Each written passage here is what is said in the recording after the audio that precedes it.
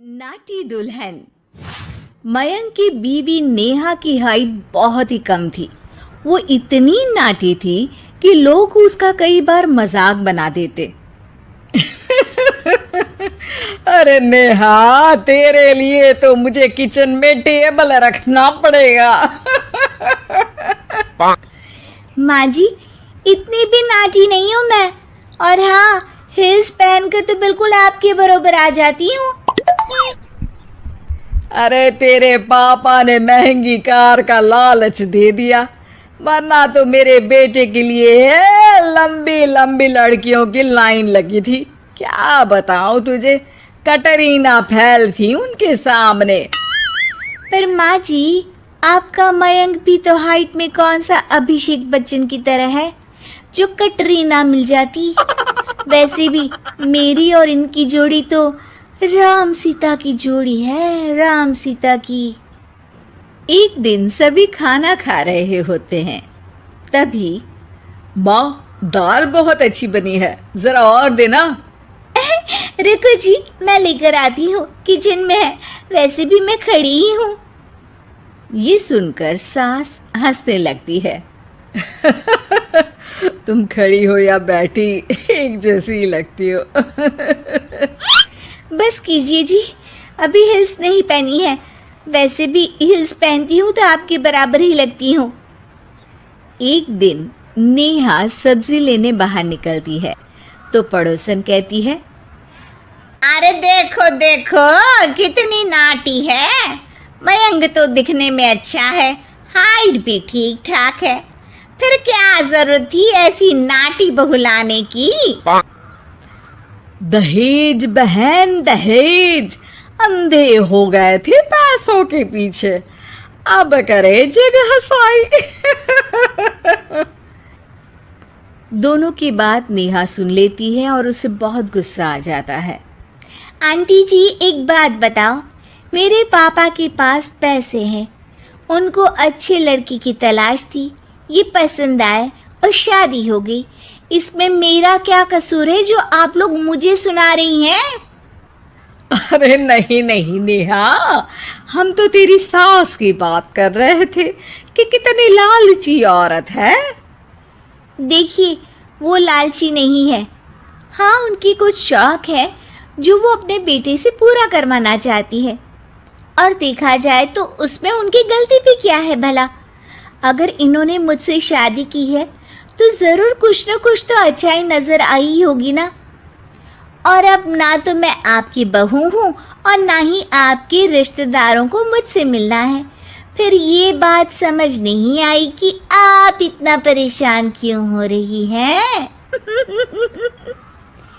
ये बोलकर नेहा वहाँ से निकल जाती है। नेहा, चलो तैयार हो जाओ, हम लोगों को एक पार्टी में जाना है। नेहा तैयार होकर पार्टी में जाती है, जहाँ मयंक का दोस्त उससे कहता है, अरे मयंक, तू लकी है यार, तेरी बीवी की हाइट इतनी कम है कि तुझे बच्चे की जरूरत ही नहीं है, भाभी ही बच्ची जैसी है।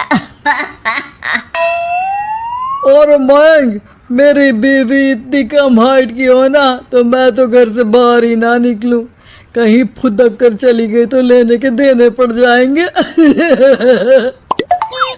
सभी नेहा पर हंसने लगते हैं। तभी पार्टी की जगह पर आग लग जाती है। अरे भागो यहाँ से, जल्दी करो, निकलो यहाँ से। अरे लेकिन बाहर के दरवाजे पर ही आग है, अब कैसे बाहर निकलेंगे? कोई रास्ता भी नहीं है। अरे रास्ता है ना, अगर कोई इस खिड़की से बाहर निकलकर अगर सामने के दरवाजे में आग को बुझा दे तो सब निकल सकते हैं। तभी नेहा उस छोटे से झरोखे से बाहर निकलकर आग को बुझा देती है। अरे वाह, भाभी जी ने तो आज हम सबको बचा लिया। वाह भाई वाह, बीवी हो तो ऐसी, अपने पति ही नहीं बल्कि यहाँ मौजूद सभी की जान बचा ली है इसने। भाई मयंक, माफ कर देना, तेरी बीवी तो सच में कमाल है। मुझे ये बात पता है और मुझे मेरी बीवी पर गर्व है। नेहा मुस्कुराकर अपने पति की तरफ देखती है। कुछ दिनों बाद जब नेहा और उसकी सास मार्केट जाती है, वहां पर अरे भैया, ये कपड़ा तो देना, कितने का पड़ेगा? माता जी, ये तो बहुत महंगा कपड़ा है, लेकिन अब बस सिर्फ 2 मीटर ही बचा है। मेरे तो किसी काम का है नहीं ये टुकड़ा, तो आप 100 रुपया ही दे दीजिए। अरे भैया, तो मैं क्या करूंगी इस टुकड़े का, लेकिन वैसे है बड़ा ही सुंदर। तभी नेहा बोल पड़ती है, इसमें तो मेरी पूरी ड्रेस बन जाएगी।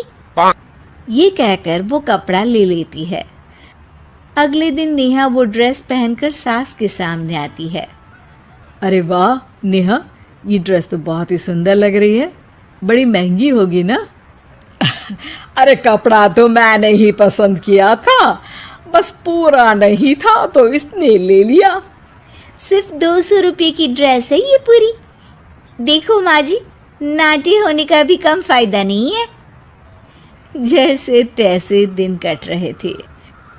सास और पड़ोसियों के मजाक बनाने का सिलसिला चल ही रहा था कि एक दिन मोहल्ले से जोर जोर से आवाज आती है, हाय रे, मैं मर गई, भगवान मैं क्या करूं? अरे क्या हुआ? देखते हैं तो सभी एक हॉल के सामने भीड़ लगाकर खड़े हैं। मेरा बेटा प्रिंस गड्ढे में गिर गया है। पड़ोसन जोर जोर से रोने लगती है कि तभी वहां नेहा आ जाती है। रोइए मत, मैं प्रिंस को लेकर आती हूँ। ये बोलकर नाटी सी पतली सी नेहा गड्ढे में घुसकर बच्ची को बाहर ले आती है। अब क्या था, एक बार फिर नेहा के लिए पूरा मोहल्ला तालियां बजाता है। मुझे माफ कर दो नेहा, मैंने तुम्हारी हाइट का कितना मजाक उड़ाया था। कोई बात नहीं मौसी, प्रिंस ठीक है, ये बात है। अब वो दिन आता है जब सास नेहा की तारीफ करती है। वाह बहू वाह, तेरी तारीफें सुन सुनकर तो मैं खुश हो गई। आज तो तूने ये साबित कर दिया कि समाज में इंसान अपने रंग रूप और लंबाई चौड़ाई से नहीं, बल्कि साहस और हौसले से काबिल कहलाता है। मुझे माफ कर देना बेटा।